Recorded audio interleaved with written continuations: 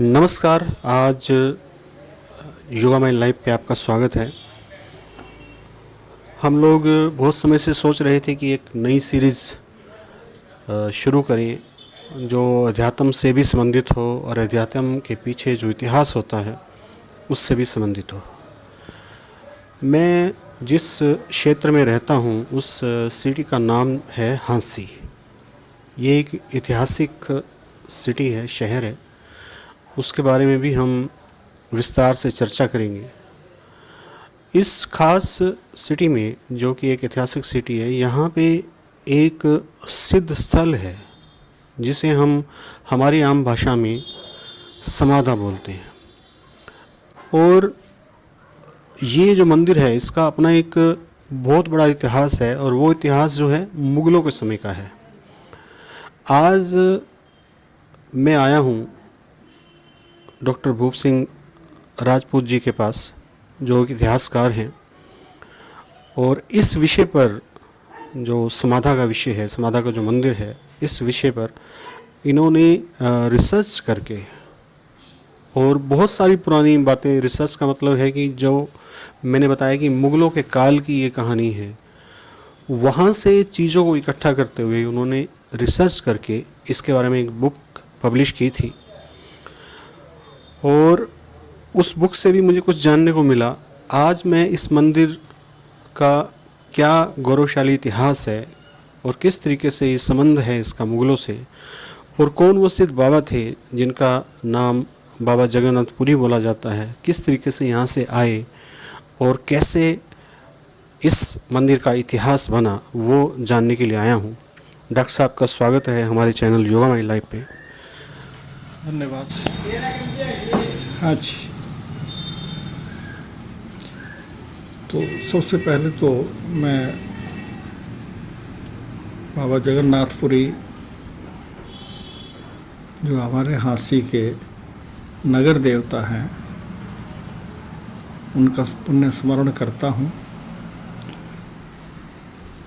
हम में से ज़्यादातर लोगों को मालूम ही होगा कि इन्हें नगर देवता का स्थान भी क्यों प्राप्त है। ऐसा था, अगर बाबा जी का अवतरण यहाँ ना हुआ होता तो आज हांसी ना होती।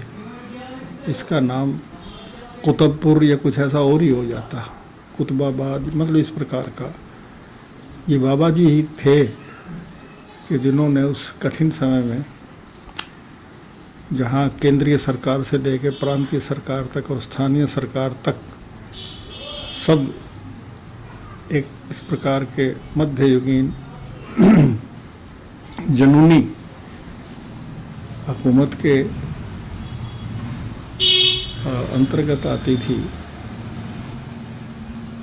कि हांसी की जो एक परंपरा थी उसको उन्होंने अपने ढंग से मोल्ड करके और इसे एक इस्लामी नगरी बनाया हुआ था। आज सुन करके हम लोगों को हैरानी भी होगी कि उस समय में ऐसे उन्होंने कुछ कानून बना रखे थे कि इस शहर में हिंदुओं का प्रवेश वर्जित था। वो अपना कोई यहाँ मंदिर नहीं बना सकते थे, अपना कोई पूजा स्थल नहीं बना सकते थे, अपने ढंग से पूजा अर्चना वगैरह नहीं कर सकते थे। उन्हें गलत या सही जैसे भी था, उनके दिमाग में बात बिठा दी गई थी कि यहाँ जो 4 कुतुब साहिबान दफन हैं, अगर यहाँ हिंदू लोग अपने ढंग से पूजा पाठ करेंगे, घंटे घड़ियाल बजाएंगे, शंख बजाएंगे, कीर्तन करेंगे, जागरण करेंगे, तो उससे वो जो शांतिपूर्वक दफन हैं 4 कुतुब साहिबान, उनकी आत्माओं को दुख पहुँचेगा और उनकी शांति में खलल पड़ेगा। तो ये सोच करके उन्होंने बना किया हुआ था।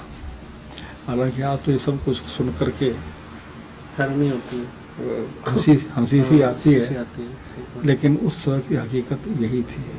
उस उस वक्त जो था कि राज्य किसका था, मतलब राजा कौन होता था जिस वक्त की बात आप कर रहे हो?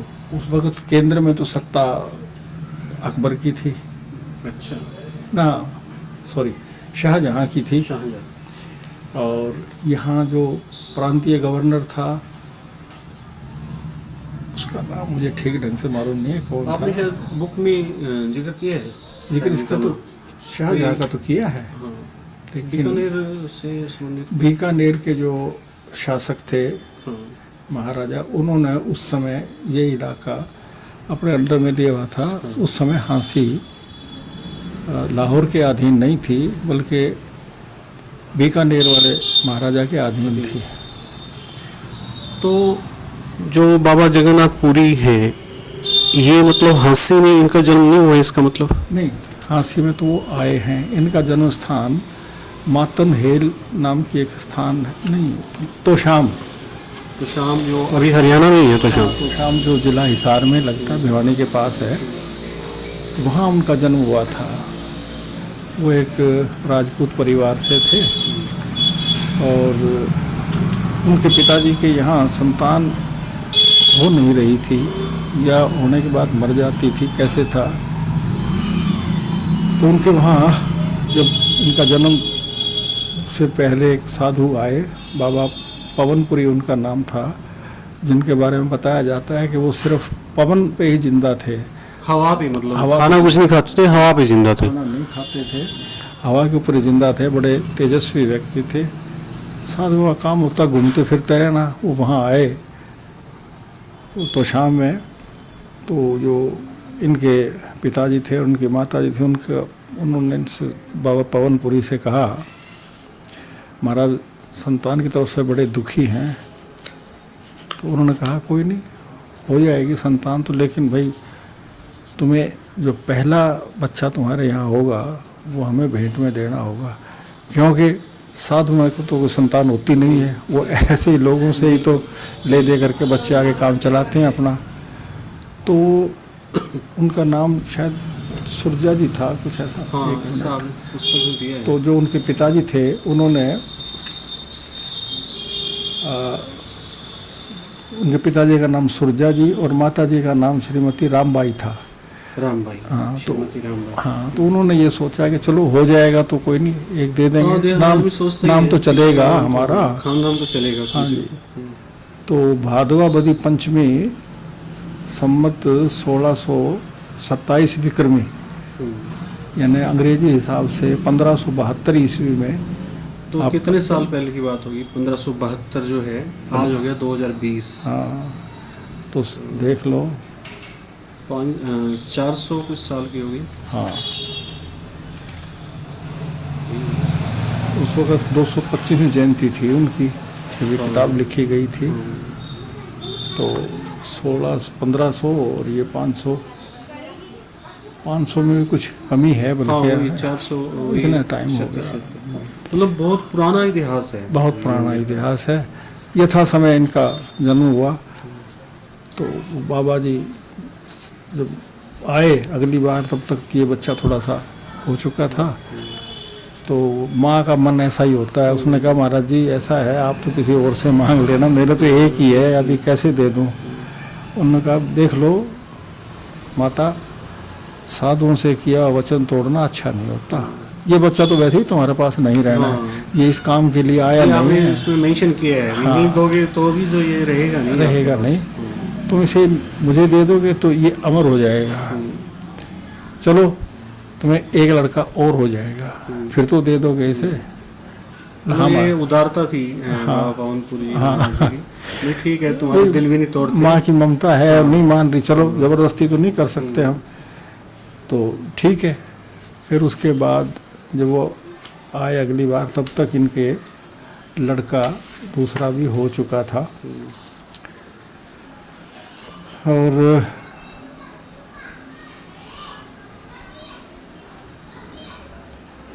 तो बाबा जी ने उस पवनपुरी जी ने अगली बार आए, जब उन्होंने देखा भाई अब तो दे दो ठाकुर साहब, देखो साधुओं से वचन भंग करना अच्छी बात नहीं है। तो दूसरा बच्चा भी दे दिया, अब तो दूसरा भी हो तो गया, आपके पास कम से कम रहेगा ही। हाँ, ये दे दो मुझे। तब आ गए, कहा ठीक है महाराज ले जाओ। तब वो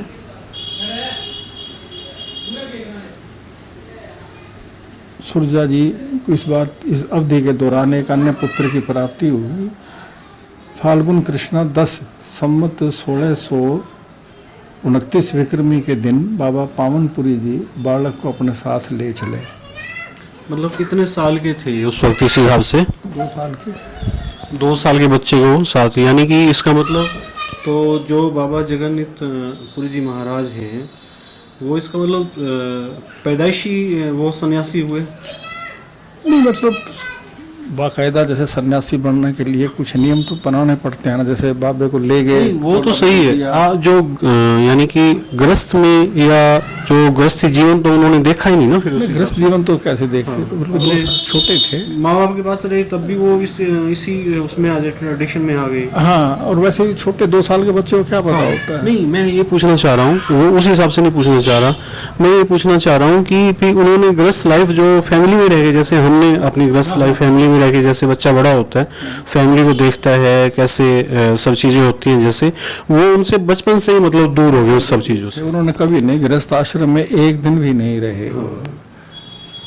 फिर वो चले गए, उनके साथ बाबा ले गए उनको अपने साथ, और वो बाबा जी का नाम भी उन्होंने जगन्नाथ नाम भी इनके जो गुरु थे पवनपुरी जी उन्हीं का दिया हुआ था। अच्छा, ये नाम मतलब उन्हीं का दिया हुआ? उन्हीं का दिया।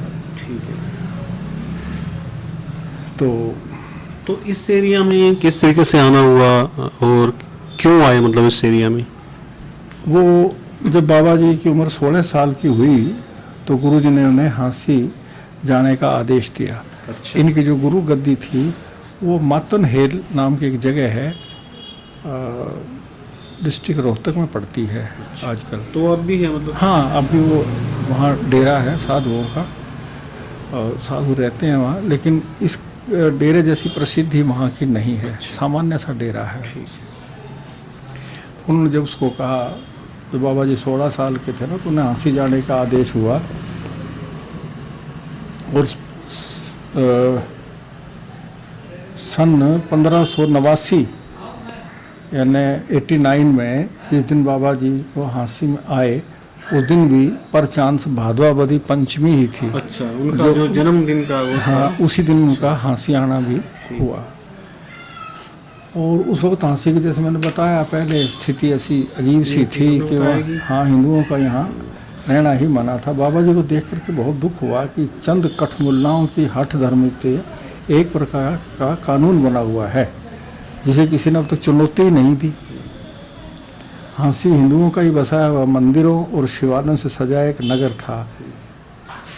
शहर की 4 दीवारी के दरवाजे से बाहर निकलते ही साफ निर्मल जल के चारों तरफ तालाब थे, जिनके किनारे बगीचों में मंदिर, शिवालय धूप और अगरबत्तियों से महकते रहते थे।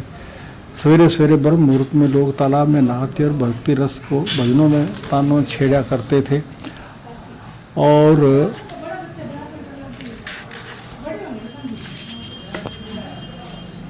लेकिन अब सब कुछ उस जमाने, बीते जमाने की बातें हो चुकी थी। मतलब कि हुआ ये, जब बाबा जी यहाँ पे आए तो बैन था, मतलब हिंदुओं को बैन किया हुआ था, महाराजा अकबर शाहजहाँ के ऑर्डर से बैन किया हुआ था।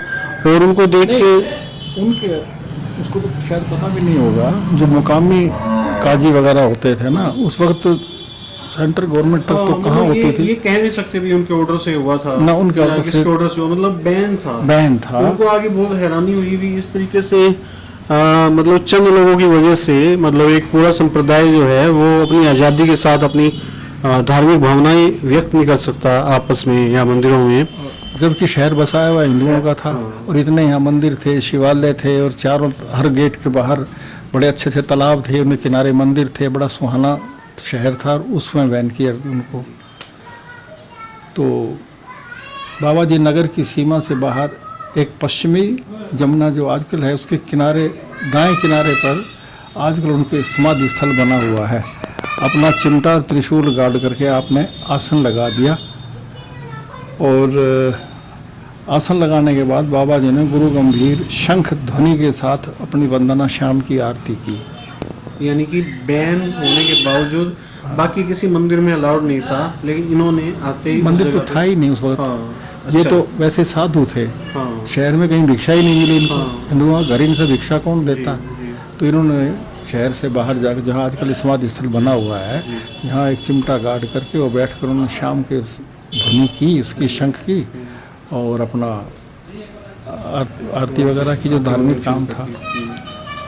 शंख ध्वनि और आरती की आवाज़ सुन के बस्ती के कुछ मुसलमान कौतूहलवश ये देखने के लिए आए कि 16 साल का किशोर, छोटी उम्र का बाला जोगी, उन्हें बहुत ताज्जुब हुआ, लेकिन उनका झगड़ा फसाद करने की हिम्मत नहीं हुई। उन्होंने 4 कुतुब के तत्कालीन पीर जी से इसकी शिकायत जरूर की।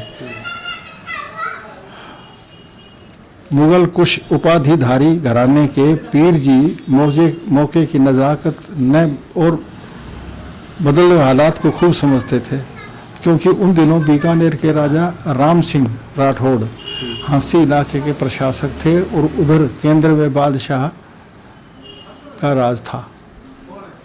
उन्होंने इस नवागंतुक बाल योगी से भेंट करने का निश्चय किया, क्योंकि उसने जो शहर का जी था ना, उसने ये मतलब कोई ना कोई बात इसके पीछे जरूर होगी। और कोई भी शासक लोगों को उस हिसाब से सोचता है, पहले देखते हैं, पहले देखते तो हैं, ऐसे एकदम उसके पास पुलिस भेज करके उसको भगा दें, उठा दें, पिटा दें, ठीक नहीं है।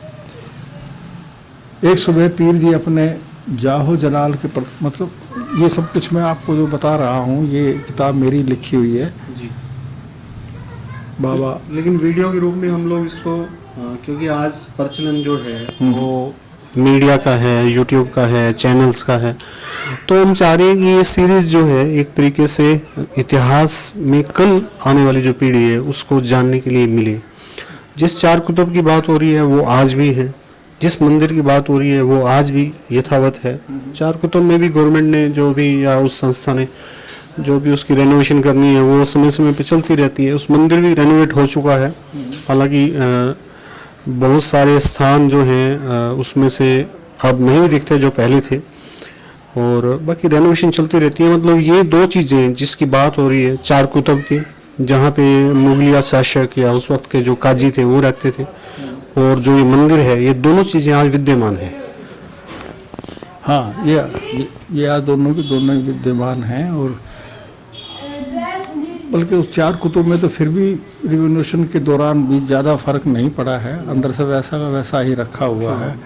लेकिन जो इसका जो है नवीनीकरण हुआ है समाधि स्थल का, इसमें बहुत सी पुरानी चीज़ें उन्होंने उसका खत्म सच में नवीनीकरण हो गया है। हाँ, उसका ऐसा नवीनीकरण हो गया, आज उनका निशान भी नहीं रहा है।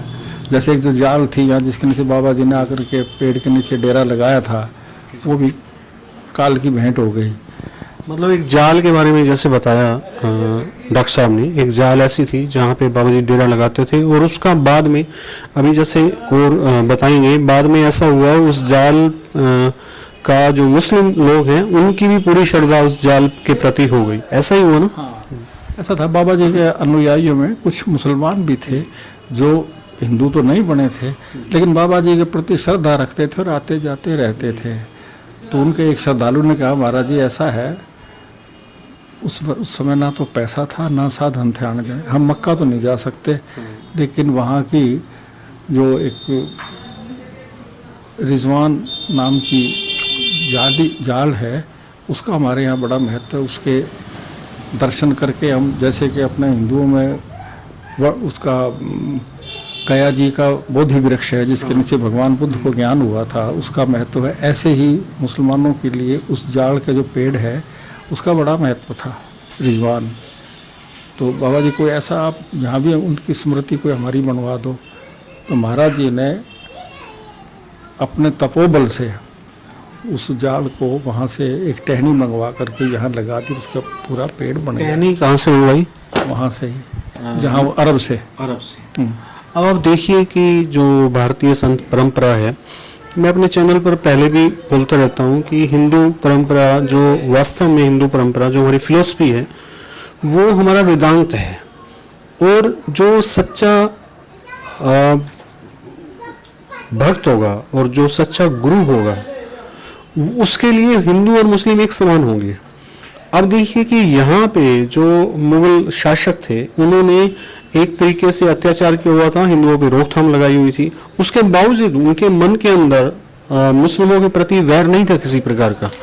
और मुस्लिम जो उनके अनुयायी थे उन्होंने उस जिस जाल की डॉक्टर साहब बता रहे हैं उसके बारे में जब उन्होंने बोला कि अगर ऐसा यहाँ पे हो जाए तो हम हर रोज़ एक तरीके से उस जाल का जो मक्का मदीना में दर्शन कर लिया करेंगे, तो उन्होंने अरब से वो टहनी मंगवा के, यानी कि उनके लिए हर किसी की भावनाएं जो हैं वो महत्वपूर्ण थी। उनके लिए किसी प्रकार, उनके मन में किसी भी प्रकार का मैल नहीं था कि ये मुस्लिम है, इन लोगों ने हिंदुओं में बैन लगाया हुआ है, इसको ऐसा क्यों करके दूं। तो उनकी इच्छाओं का भी पूरा ख्याल रखते थे। तो आगे सुनते हैं डॉक्टर साहब से। तो वो उस जाल के बारे में मुसलमानों का ऐसा विश्वास था कि कोई भी पशु अगर बीमार होता था तो उसकी चंद पत्तियां ला करके उस पशु को खिला देते थे, पशु भला चंगा हो जाता था। मतलब जाल के ऊपर जो वृक्ष लगे हुए थे उनकी पत्तियां गिरती थी, जाल की जो पत्तियां थी वो डाल। साथ ही जब कोई देखते भाई कोई मुसलमान ज़्यादा बीमार हो गया है और वो मरने से पहले कष्ट पा रहा है, तो जैसे हिंदुओं में है कि भाई तुलसी के पत्ते उसके मुंह में रख देते हैं, भाई भगवान इसको मुक्ति देगा, ऐसे ही वो मुसलमान भी उस जाल के पत्ते ला करके उसके तकिए के सिरहाने रख देते थे और उसको कहते थे कि अब ये मरने के बाद जन्नत नशीन ज़रूर हो जाएगा। यानी कि ये कहने का मतलब है ये कोई किसी मेटल का बना हुआ जाल नहीं था, ये पेड़ और टहनियों का बना हुआ, मतलब कि जो टहनी मंगवाई थी वो अरब से मंगवाई थी और ये टहनियों का बना हुआ जाल था।